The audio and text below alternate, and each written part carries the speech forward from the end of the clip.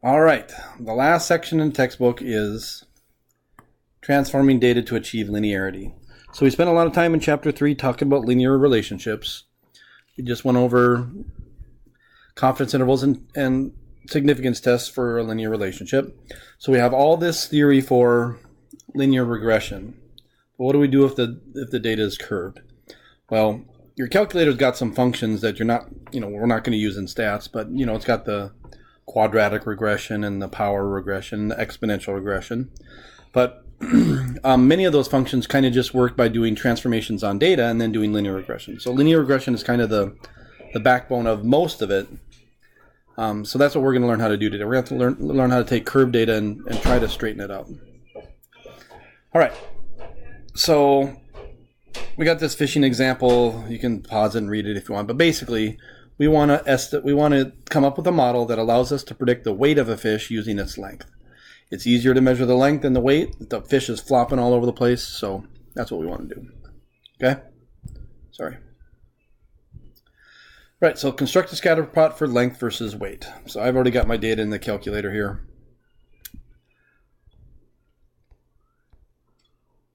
So if we graph length versus weight, we can see that this is obviously not a linear relationship. It looks like it's a very strong positive relationship, but it's not linear.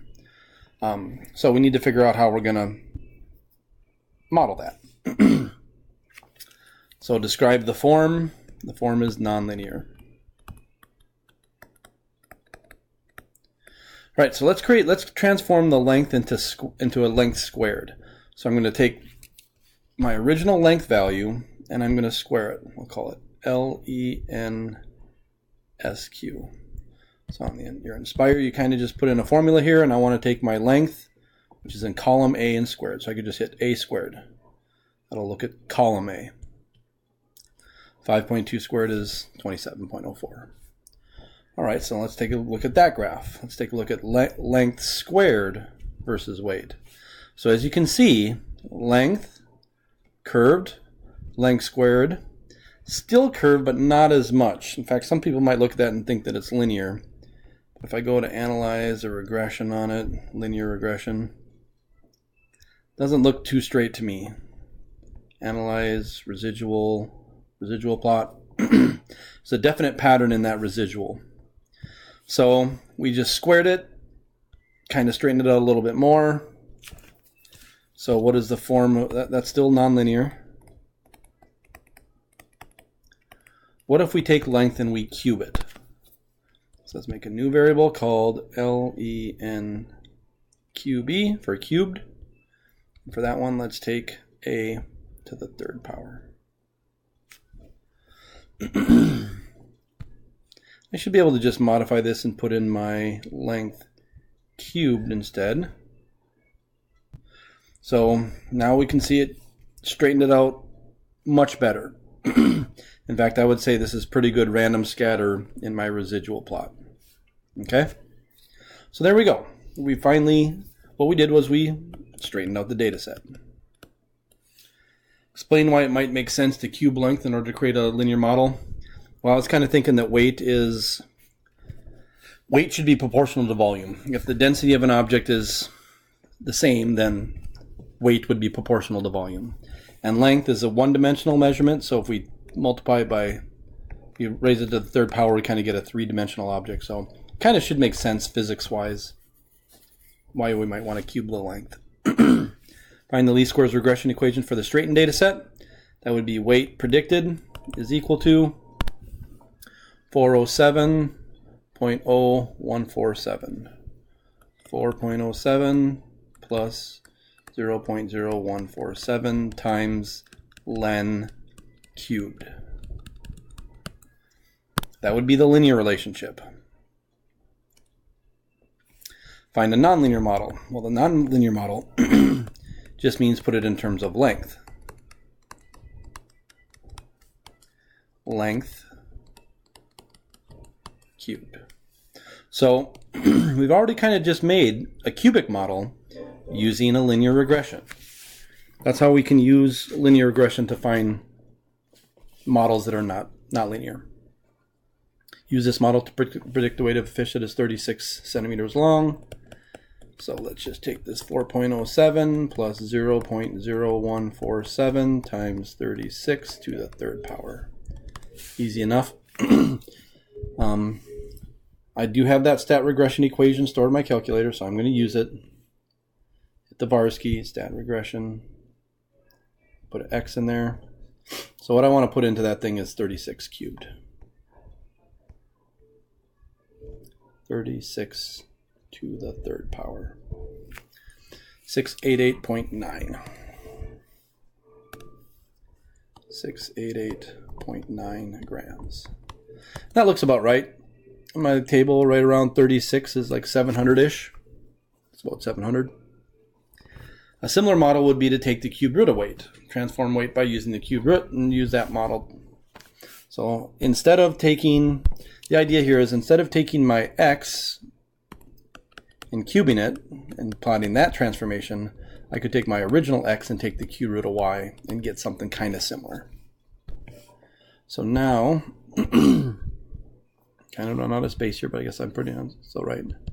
So now I'm going to take the cube root of weight, cube root of weight, and I'm going to take the cube root of weight is in my column B.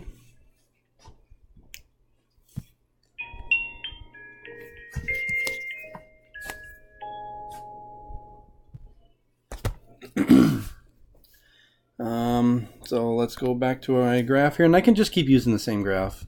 So let's go back to my original length, but take this to the cube root of weight. So as you can see, that straightens out the data set as well. Didn't update my residual plot. It's kind of weird. What it didn't do is it updated the residual plot, but it didn't rescale it. Analyze residual. Menu, analyze 7. I'm going to hide the residual plot, and I'm going to recreate it. It's weird that it didn't do that. There we go.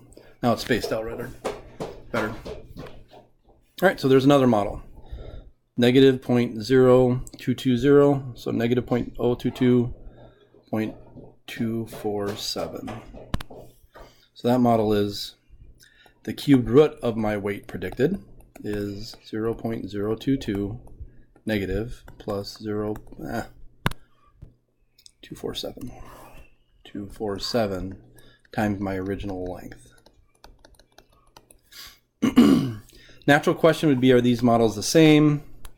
They are not. If you cube both sides of this equation, you get this model.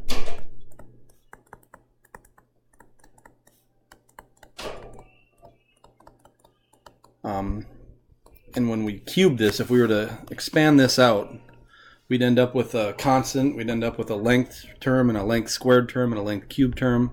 So these are slightly different. Let's use this one to predict length. Let's just put in 36 right there for the length. So that would be, basically you're going to find the stat regression equation of 36, then you're going to take that answer and cube the whole thing. Let's make sure that stat regression equation is right. Make sure it's the 0.022. Okay, we're good. So let's take the stat regression equation of 36 and then cube that result. Or just type it in your calculator, not a big deal. 694.6. 694.6. So as you can see, you get a pretty good, another good estimate. Which one's better? I don't know. They're just different. Different models, different estimates. All right. So this one worked out. Excuse me. So this is called a power model. Basically, it's a model that kind of looks like this, where you have a times x to some power b is equal to your y. You can obtain this by kind of doing two things. You could either take x to the p power, length to the third power like we did before, or you could take the cubed root of your y. These yield similar results. However, there is a discrepancy between them due to the fact that the transformed least squares regression line doesn't go through the origin exactly. It's because of this y-intercept here and here that these are not exactly the same, okay? What if a power model is appropriate, but you don't know which one is the correct power? We got it on our second try. We squared it, and then we cubed it, and we got it right. But what if you squared it, cubed it, and then you raised it to the fourth power, and it went from concave down to concave up?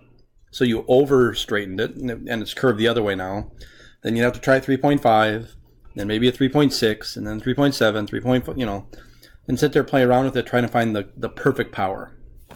So sometimes we call this model the Goldilocks model, because what it'll do is it'll find the exact right power for you.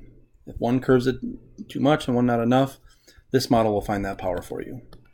And you obtain it by simply taking the natural log, the log of your x variable and the log of your y variable. So this is kind of a new transformation that will, I like to say magically, even though it's not magic at all, of course it's math, but it'll find the right power for you. If the natural log of x, comma, the natural log of y, if this creates a linear graph, then you know your data set, your data can be modeled with a power model, and it'll find the appropriate power for you. All right. So I'm going to pause the video while we do that, and then do this next example and the last one. I don't want to run out of time.